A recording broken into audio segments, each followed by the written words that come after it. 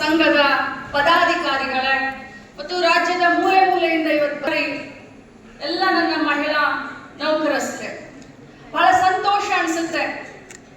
ಮಹಿಳೆ ನಡೆದು ಬಂದಂತ ದಾರಿ, ನಾನು ಭಾಷಣ ಒಂದು ಸ್ವಲ್ಪ ಜಾಸ್ತಿ ಮಾಡಬೇಕು ಅಂತ ನನಗೆ ಆಸೆ ಇತ್ತು. ಯಾಕಂದ್ರೆ ನಾವೆಲ್ಲ ಮಹಿಳೆ, ನಮಗೆ ಬೇರೆ ಜಾತಿ ಇಲ್ಲ, ನಮಗೆ ಯಾವ ಪಕ್ಷ ಇಲ್ಲ, ಮಹಿಳಾ ಜಾತಿ ಒಂದೇ. ಮಹಿಳೆಗೆ ಶಕ್ತಿ ತುಂಬಬೇಕನ್ನೋದು ಒಂದೇ ನಮ್ಮೆಲ್ಲರ ಕನಸು, ನಮ್ಮೆಲ್ಲರ ಉದ್ದೇಶ.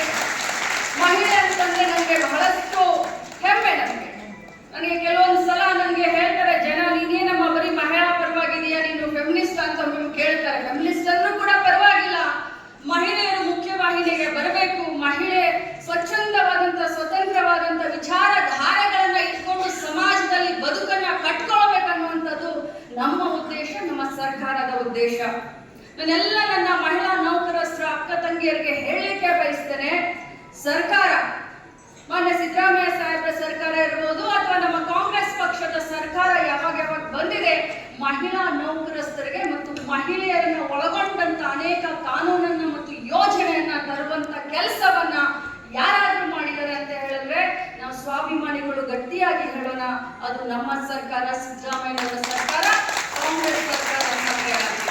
ಒಂದು ವೇಳೆ ನಾವು ನಡೆದಂತ ಇತಿಹಾಸವನ್ನ ನಾವು ಇವತ್ತು ನೆನಪಿಸ್ಕೊಳ್ಬೇಕಾಗುತ್ತೆ. ಒಂದು ಕಾಲದಲ್ಲಿ ಸತಿ ಸಹಗಮನ ಪದ್ಧತಿಯಿಂದ ನಾವೆಲ್ಲ ಎದ್ದು ಬಂದಿದ್ದೇವೆ. ಇದೇ ದೇಶದಲ್ಲಿ ಆ ಸಂಸ್ಕೃತಿ ಇತ್ತು. ಒಂದು ಕಾಲದಲ್ಲಿ ಸತಿ ಸಹಗಮನ ಪದ್ಧತಿ, ಗಂಡ ಸತ್ತ ತಕ್ಷಣ ಹೆಣ್ಣು ತಲೆ ಎಲ್ಲ ಬೋಳಿಸ್ಕೊಳ್ಬೇಕಾಗಿತ್ತು. ಯಾವ ರೀತಿ ವನವಾಸವನ್ನ, ಯಾವ ರೀತಿ ಜೀವನವನ್ನ, ನರಕ ಯಾತನೆಯನ್ನ ಕಂಡಂತ ಈ ಹೆಣ್ಣು ಇವತ್ತು ನಮ್ಮ ಭಾರತ ದೇಶದ ಹೆಮ್ಮೆ ಮಗಳು, ಕರ್ನಾಟಕ ರಾಜ್ಯದ ಹೆಮ್ಮೆ ಮಗಳು.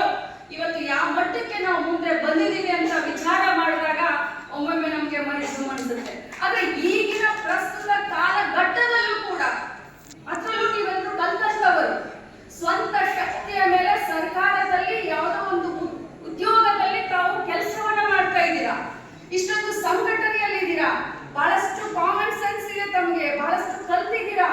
ಆದ್ರೂ ಕೂಡ ಇಂಥ ಸಂದರ್ಭದಲ್ಲೂ ತಾವು ಕೂಡ ಕಷ್ಟವನ್ನ ಅನುಭವಿಸ್ತೀರಾ ಅಂತ ನನ್ನ ಗಮನಕ್ಕೆ ಬಂದಾಗ ನಿಜವಾಗ್ಲೂ ನನಗೆ ಬಹಳಷ್ಟು ವಿಚಾರ ಮಾಡ್ಬೇಕಲ್ಲಪ್ಪ.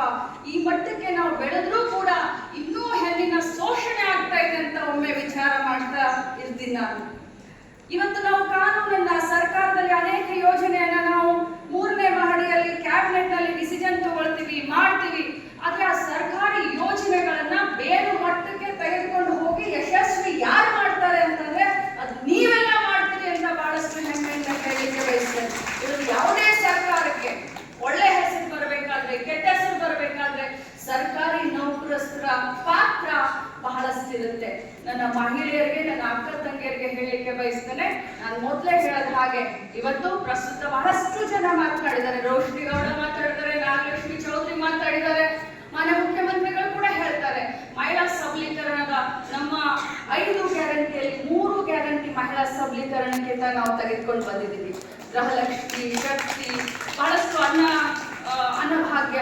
ಆದ್ರೆ ಅದರ ಜೊತೆಯಲ್ಲಿ ಮೊನ್ನೆ ನಡೆದಂತ ನಮ್ಮ ICDS ಕಾರ್ಯಕ್ರಮ 50 ವರ್ಷದ ಸ್ವರ್ಣ ಸಂಭ್ರಮವನ್ನ ಮಾಡಿದಂತ ಸಂದರ್ಭದಲ್ಲಿ ಹೊಸದಾಗಿ ಅಕ್ಕ ಪಡೆ ಅಂತ ಹೇಳಿ ಮಹಿಳೆಯರ ಸುರಕ್ಷತೆಗೆ ಆದ್ಯತೆಯನ್ನ ಕೊಡಬೇಕು ಅಂತ ಹೇಳಿ ಅಕ್ಕ ಪಡೆಯನ್ನ 31 ಜಿಲ್ಲೆಯಲ್ಲಿ ನಾವು ನಮ್ಮ ಇಲಾಖೆ, ಮಹಿಳಾ ಮಕ್ಕಳ ಕಲ್ಯಾಣ ಇಲಾಖೆ ಜೊತೆಯಲ್ಲಿ ಗೃಹ ಇಲಾಖೆಯ ಸಂಯೋಗದೊಂದಿಗೆ ನಾವು ಪ್ರಾರಂಭ ಮಾಡ್ತಾ ಇದ್ದೇವೆ. ಅತಿ ಶೀಘ್ರದಲ್ಲಿ ಅದರ ಬಗ್ಗೆ ಅರಿವನ್ನ ಮೂಡಿಸ್ಲಿಕ್ಕೆ ತಮ್ಮ ಸಂಘಟಕರಿಗೆ ಅದರ ಬಗ್ಗೆ ಏನೇನು ಇದಾವೆ, ಅದರ ಆಗು ಹೋಗುಗಳು ಯಾವ ರೀತಿ, ಅಕ್ಕ ಪಡೆ ಯಾವ ರೀತಿ ಕೆಲಸ ಮಾಡುತ್ತೆ, ಅಕ್ಕ ಪಡೆಯನ್ನ ತಾವು ಯಾವ ರೀತಿ ಬಳಸ್ಕೊಳ್ಬಹುದು ಅನ್ನೋದನ್ನ, ಆ ಸುತ್ತೋಲೆಯನ್ನ ತಮ್ಮ ಅಧ್ಯಕ್ಷ ಕೈಗೆ ನಾನು ಕೊಡ್ತೀನಿ. ತಮ್ಮೆಲ್ಲರಿಗೂ ಅಭಿನಂದಿಸ್ತೀನಿ.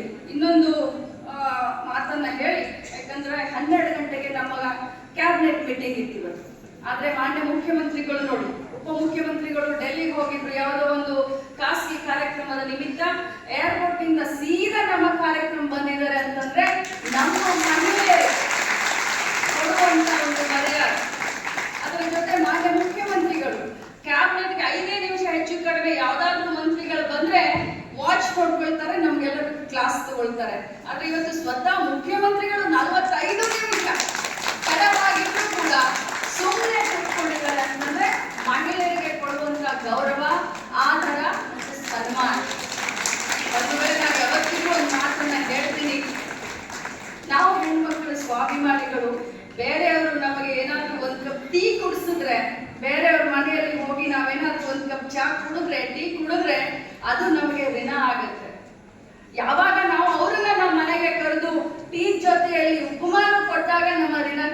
ಆಗುತ್ತೆ ಅಂತ. ಆದ್ರೆ ಇವತ್ತು ಒಂದ್ ಮಾತನ್ನ ಹೇಳಲಿಕ್ಕೆ ಬಯಸ್ತೇನೆ, ಅಲ್ಲಿಂದ ಇಲ್ಲಿಯವರೆಗೆ ಕಾಂಗ್ರೆಸ್ ಪಕ್ಷ ಮಹಿಳೆಯರ ಬಗ್ಗೆ, ಮಹಿಳೆಯರಿಗೋಸ್ಕರ ಇದ್ದಂತ ಸರ್ಕಾರ ಮಾಡ್ತಾ ಇರುವಂತಹ ಯೋಜನೆಗಳು ನಾವು ಕೃತಜ್ಞತೆಯನ್ನು ಸಲ್ಲಿಸಬೇಕು. ಹಾಗೆ ಹೇಳಿದ್ರು, ತಾವು ಎದ್ದು ನಮಸ್ಕಾರ ಮಾಡಬಾರ್ದು, ಇದು ನಮ್ಮ ಹಕ್ಕು. ಆ ಹಕ್ಕನ್ನ ಇವತ್ತು ಋತುಚಕ್ರ ರಜೆಯನ್ನ 1 ವರ್ಷಕ್ಕೆ 12 ದಿನ, ಪಾಪ ರೋಶ್ನಿ ಓದ್ಬೇಕಾದ್ರೆ ಏನೋ ಹೆಚ್ಚು ಕಡಿಮೆ ಮಾಡಿದ್ರು. ಮಾಡ್ಬೇಕಾದ್ರೆ ಹೇಗಿತ್ತು ಗೊತ್ತಾ, 26 ವರ್ಷದ ಹಿಂದೆ ದದಬಬ ಅಂತ ಇದ್ದೆ, ಇವತ್ತು ಹಾಗೆ ಪಾಪ ಪ್ರಯತ್ನ ಮಾಡಿದ್ರು, ಪ್ರಯತ್ನವಾದಿಗಳಿದ್ದಾರೆ. ನನ್ನ ಇಲಾಖೆಯಲ್ಲಿ ಈ ಮಹಿಳಾ ನೌಕರರ ಸಂಘಕ್ಕೆ ಒಂದು ಆಫೀಸ್ಗೆ ಮಾನ್ಯ ಹೊರಟ್ಟಿ ಸಾಹೇಬರು ಹೇಳಲಿಕ್ಕೆ ಒಂದು ಆಫೀಸ್ ಅನ್ನು ಕೊಟ್ಟಿದ್ದೇನೆ.